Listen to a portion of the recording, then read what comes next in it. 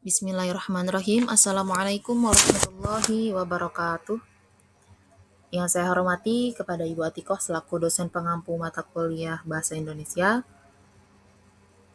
Perkenalkan, saya Nazwa Lastari dengan NIM 11230333100028. Di sini ada skripsi yang mana saya akan reviewnya untuk memenuhi tugas ujian tengah semester mata kuliah Bahasa Indonesia.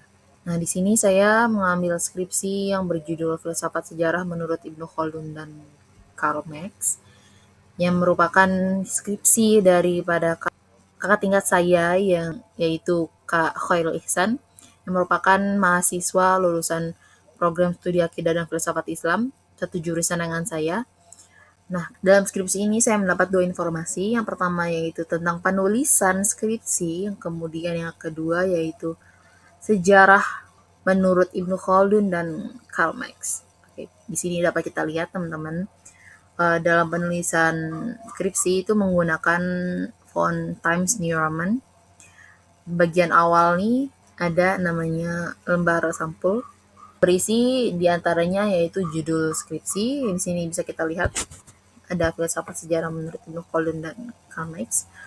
Di sini tertulis dengan huruf kapital dan juga tertulis huruf tebal. Dan kemudian di bawahnya ada tujuan penulisan skripsi. Kemudian di bawahnya ada penulis daripada skripsi ini sendiri, kemudian ada universitasnya sendiri. Nah, selanjutnya, di sini saya nggak tahu nih kenapa, apa alasan penulis mengkosongkan lembaran selanjutnya. Nah, jika kita mengacu pada pedoman penulisan karya ilmiah yang dikeluarkan oleh Universitas Islam Negeri Syarif Hidayatullah, setelah lembar sampul seharusnya ada lembar judul. Nah, lembar judul ini tuh sama penulisannya, formatnya sama dengan lembar sampul. Hanya yang membedakan adalah pada lembar judul ini. Kemudian selanjutnya ada lembar pernyataan, yang mana berisi tentang pernyataan penulis yaitu Kak Khairul Ihsan, bahwasanya skripsi ini merupakan karya pribadinya dan tidak melakukan plagiat selama dalam penyusunannya. Jikalau ada kutipan, Kak Khairul ini akan mencantumkan sumber kutipannya ini dari mana, entah itu dari buku atau dari jurnal dan semacamnya. Nah, di sini beliau juga sudah menerima resiko bahwasanya jika di kemudian hari ada plagiasi, beliau bersedia melakukan proses yang semestinya sesuai dengan peraturan undang-undang yang ada. Kemudian setelah pernyataan itu ada abstrak. Di sini beliau membahas tentang sejarah, yang mana berkaitan dengan judul, bukan? Beliau menyatakan bahwa sejarah itu nggak menunjukkan kepada kita tentang rekaman masa lalu aja, tapi sejarah itu lebih daripada itu, bahwasanya sejarah itu merupakan wadah dari kronologi perkembangan manusia. Nah, di sini penulis mencantumkan 2 tokoh yang relevan dalam membahas peradaban manusia secara filosofis. Kemudian ada kata pengantar. Di sini penulis mengucapkan puji syukur kehadirat Allah Subhanahu wa taala serta sholawat. Kemudian juga penulis dalam pengantar ini mengucapkan terima kasih kepada berbagai pihak yang telah membimbingnya, memberikan saran serta dukungan kepada penulis hingga menyelesaikan skripsi ini hingga akhir. Selanjutnya ada pedoman transliterasi, dan selanjutnya ada daftar isi. Di dalamnya terdapat beberapa subjudul dari pembahasan yang penulis sampaikan di skripsi ini beserta halaman-halamannya. Kemudian selanjutnya kita masuk bab 1 yaitu pendahuluan. Lagi-lagi tentang sejarah. Nah, penulis ini membahas tentang sejarah. Yang secara umum tuh manusia tuh, kata penulis, nggak bisa lepas dari sejarah. Selanjutnya ada batasan dan rumusan masalah. Penulis dalam penelitiannya yaitu mencari titik temu teori perkembangan sejarah dari kedua tokoh tersebut, yaitu Ibnu Khaldun dan Karl Marx. Nah, dari batasan masalah tersebut penulis mengambil rumusan masalah, yaitu bagaimanakah komparasi dan teori perkembangan sejarah antara Ibnu Khaldun dan Karl Marx. Nah, ini berkaitan dengan judul yang diambil penulis dalam skripsinya. Nah, kemudian selanjutnya kita melihat ada poin tujuan dan manfaat penelitian. Jadi dalam pembuatan skripsi, tidak tujuannya kenapa beliau mengambil judul ini dalam skripsinya, yaitu pertama untuk mengetahui apa sih teori sejarah dari kedua tokoh tersebut.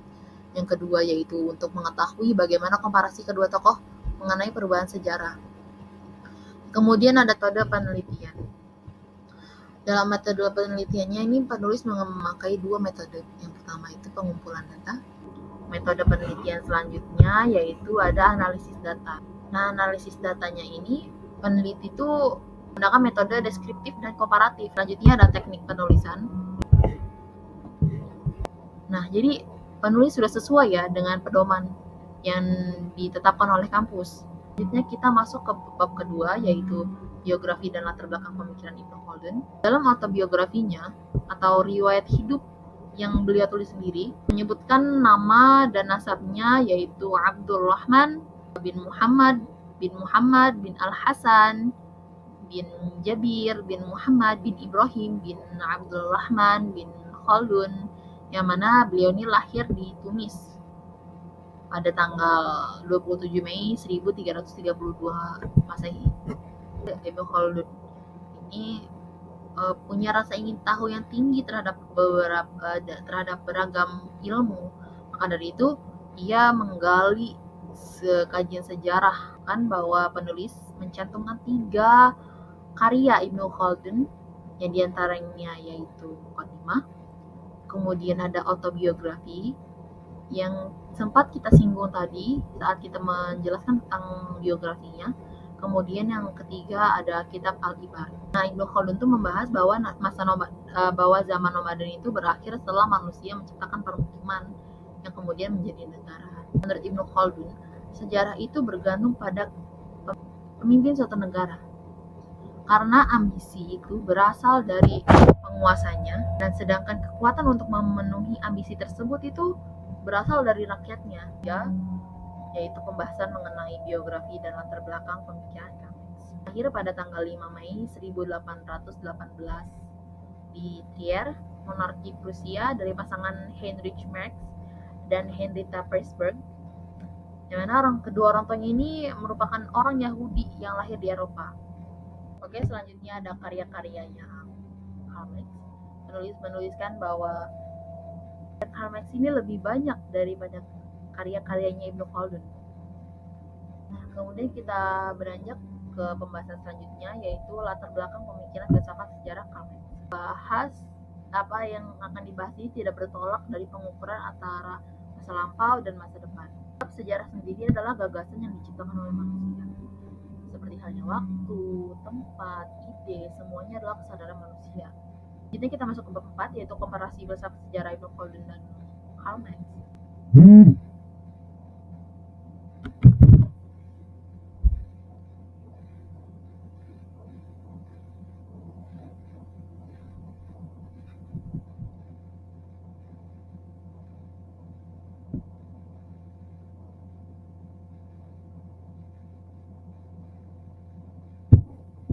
Ke bab 4 yaitu komparasi filsafat sejarah Ibnu Khaldun dan Karl Marx.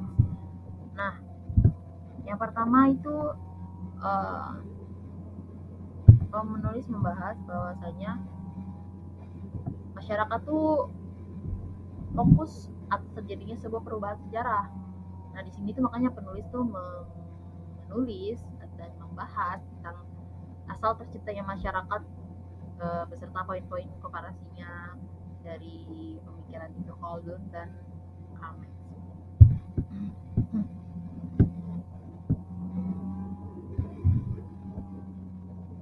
Nah, seperti yang kita bahas tadi, Ibnu Khaldun tuh berpendapat seperti yang sudah dibahas di awal-awal tadi.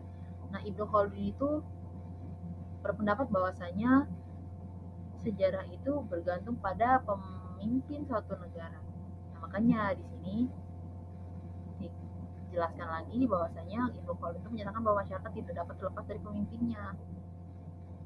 Tentu saja, kenapa? Karena kalau masyarakat memimpin dirinya masing-masing, pasti akan lebih sering terjadi pertentangan dan tidak akan adanya kestabilan.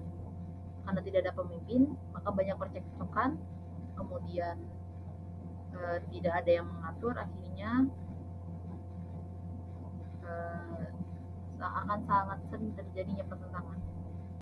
Kemudian ada Karl Marx yang dalam mengkaji masyarakat tuh melalui beragam literatur. Dia menggali kembali eksistensi kelas atau kasta yang menjadi peran utama dalam perubahan sejarah. Kita beranjak ke bab terakhir, yaitu bab 5 yang berisi penutup.